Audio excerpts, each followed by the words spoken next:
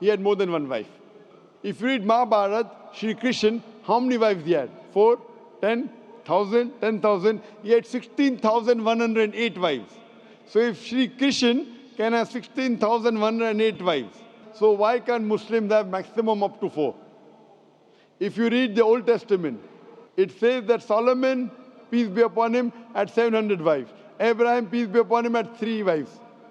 So Old Testament tells you can marry as many wives as you want. Same as the New Testament says that you should follow Old Testament. So in Hinduism, in Christianity, in Judaism, you can marry as many as you want. It is later on that the church put a restriction that Christians should marry only one.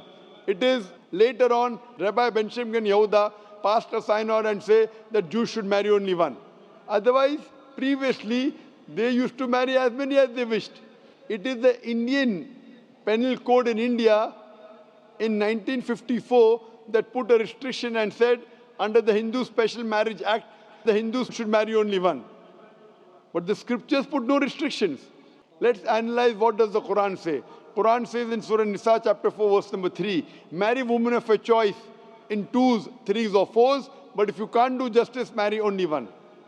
This statement, if you can't do justice, marry only one, is only given in the Quran and no other religious scriptures. Let us analyze why does Quran give permission for the Muslim men to marry more than one woman, maximum 4. The reason is that by nature, male and female are born in equal proportion. But if you ask any pediatrician, he will tell you, the doctor of the children, that the female child is stronger than the male child in fighting germs and diseases. So you have more deaths among the male children as compared to female children. So in pediatric age itself, the females are more than the males. As life goes on, there is death due to wars, due to alcoholism, due to drug addiction, due to accident. In all these cases, more men are dying as compared to females. So today in the world, there are more females as compared to males. In few countries, like India and China, the female population is less than the male population because of female feticide and female infanticide. In India, according to a BBC report, every day more than 1,000 fetuses are being aborted after they are identified as females. If you multiply this figure by 365, you get a total of more than 1 million fetuses are being aborted every year in India after they are identified that they are females. According to the Tamil Nadu Government Hospital report, out of 10 females born alive, 4 are put to death. If you stop this evil practice of female feticide and female infanticide in India, even in India, the female population will become more than the male population. Even in China, if you stop this evil practice, the female population will become more than the male population. Today, if you analyze, in USA alone, there are 4.7 million females more than males.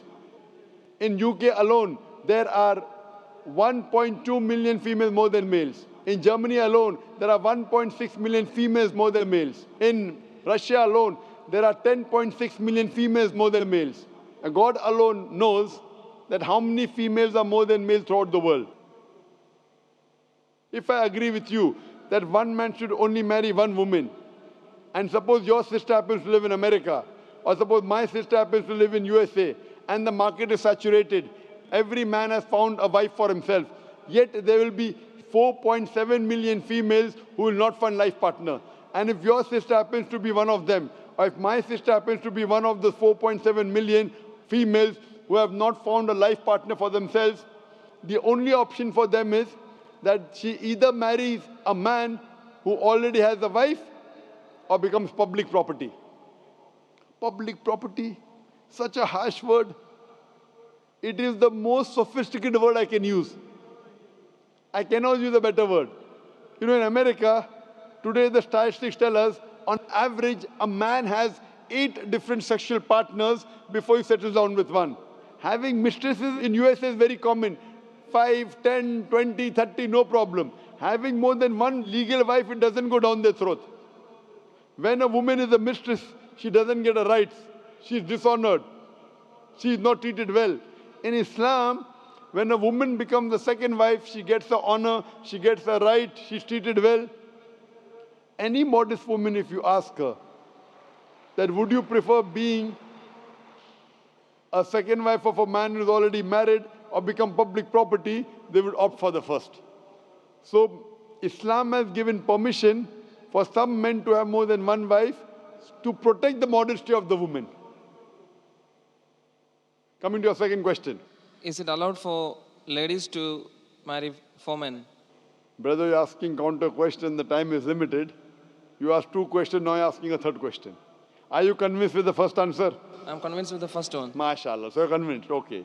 The brother asked that, is a woman allowed to have more than one husband? If you do that, this problem will be exaggerated more. I mean in Muslims, in Muslims. As it is, women are more than men. If women marry more than one husband, the problem will be exaggerated. Point number one. Point number two, if a man has more than one wife and if the child is born, you can easily identify who is the father, who is the mother. If a woman has more than one husband and if the child is born... The DNA is still allowed. Brother, let me finish the answer, na? You asked the question, was I interfering? Was I interrupting? Yes or no? No. No. So why are you interrupting? After I finish, you can ask, na? I'm a medical doctor. Are you a medical doctor? No. I'm a medical doctor. I know about DNA testing. I'll come to it. Once, if a woman has more than one husband, two husbands, and if a child is born, and if he goes to admit in the school, and if the question, who's your father, she'll have to give two names. You're talking about DNA testing. I know about it. DNA testing is recent. Was DNA testing there 50 years back? Was it there? No. It's a new recent discovery, yet it's not 100%. Even if I agree it's 100%, it is now, it wasn't there before. Islam is there since time immemorial. And this is not the only reason. Even if I agree tomorrow it becomes 100% perfect, this is not the only reason. Today science tells us that man is more polygamous in nature as compared to the female. Today science tells us that during menstrual cycle, the female undergoes certain psychological changes. It's not possible for her to do the role of multiple wives. But a man doesn't undergo these changes. It's possible for him to do a role of multiple husbands. Today science tells us that if a man has multiple sexual partners and all are faithful, there is no problem. But if a female has multiple sexual partners and all are faithful, there are chances of sexually transmitted diseases to emerge. And that disease will go back to the male partner.